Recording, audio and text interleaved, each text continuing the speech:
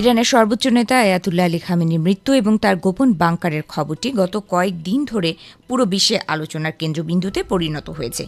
দীর্ঘদিনের জল্পনা কল্পনার অবসান ঘটিয়ে অবশেষে উন্মোচিত হয়েছে খামেনির সেই রহস্যময় সিক্রেট বাংকার, যা নির্মিত হয়েছিল তার সুরক্ষার জন্যই।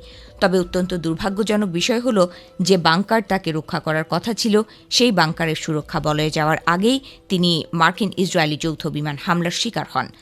ঘটনার সূত্রপাত চলতি বছরের ফেব্রুয়ারি মাসে, যখন তেহরানে খামেনির নিজস্ব কম্পাউন্ড লক্ষ্য করে চালানো হয় ভয়াবহ আকাশ হামলা। ইতিহাসের পাতায় খামেনিকে অন্যতম আলোচিত চরিত্র হিসেবে আখ্যায়িত করে খোদ ডোনাল্ড ট্রাম্প তার মৃত্যুর বিষয়টি নিশ্চিত করেন। ট্রাম্পের দাবি, মার্কিন ও ইসরায়েলি গোয়েন্দা সংস্থাগুলোর নিবিড় নজরদারি ও নিখুঁত ট্র্যাকিং সিস্টেমের কাছে খামেনির নিরাপত্তা বলয় পুরোপুরি ব্যর্থ হয়েছে। ঘটনার দিন খামেনি তার কার্যালয়ে উচ্চপদস্থ কর্মকর্তাদের সাথে এক গুরুত্বপূর্ণ বৈঠকে ব্যস্ত ছিলেন। সাধারণত রাতের বেলায় বাংকার ব্যবহারের অভ্যেস থাকলেও দিনের বেলা তিনি মাটির উপরেই অবস্থান করছিলেন, আর ঠিক সেই সুযোগটিই কাজে লাগায় আক্রমণকারীরা। চোখের পলকে এক ঝাঁক প্রিসিশন গাইডেড মিসাইল আছড়ে পড়ে তার কম্পাউন্ডে, যা মুহূর্তের মধ্যে এলাকাটিকে ধ্বংসস্তূপে পরিণত করে। এই হামলায় শুধুমাত্র খামেনিই নন, বরং তার পরিবারের বেশ কয়েকজন সদস্য এবং শীর্ষস্থানীয় নিরাপত্তা কর্মকর্তাদেরও মৃত্যু হয়। ইরানি সংবাদ মাধ্যমগুলো শুরুতে এই খবর অস্বীকার করলেও পরে রাষ্ট্রীয় টেলিভিশনের উপস্থাপকের আবেগঘন কণ্ঠে শোকের ঘোষণা আসে। জানা গেছে, দেশের শীর্ষস্থানীয় নিরাপত্তা নেতাদের একসাথে টার্গেট করে এই অপারেশন পরিচালনা করা হয়েছিল, যাতে ইরানের শাসন কাঠামো পুরোপুরি অচল হয়ে পড়ে।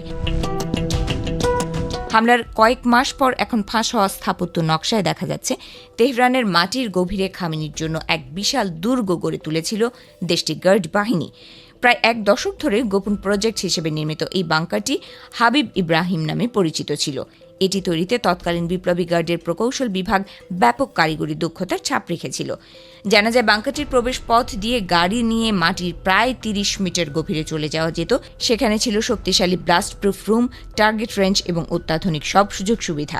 এমনকি বিপদের আভাস পেলেই যেন নিরাপদ জায়গায় সরে যাওয়া যায়, সেজন্য সেখানে প্রায় ২৭ মিটার লম্বা সুড়ঙ্গ পথও রাখা হয়েছিল, যা বিভিন্ন রাস্তা এবং পার্কিং গ্যারেজের সঙ্গে সংযুক্ত ছিল। সংশ্লিষ্ট সূত্রে জানা গেছে, বাইরের জগতের মানুষের চোখের আড়াল করার জন্য বাংকারটি একটি স্পোর্টস সেন্টারের নিচ দিয়ে তৈরি করা হয়েছিল। অথচ এত নিরাপত্তা আয়োজন সত্ত্বেও শেষ মুহূর্তে খামেনি বাংকারের সেই সুরক্ষায় পৌঁছতে পারেননি। ইতিহাসের এক নির্মম পরিহাস হয়েই বাংকারটির নকশা এখন মানুষের হাতে হাতে ঘুরছে।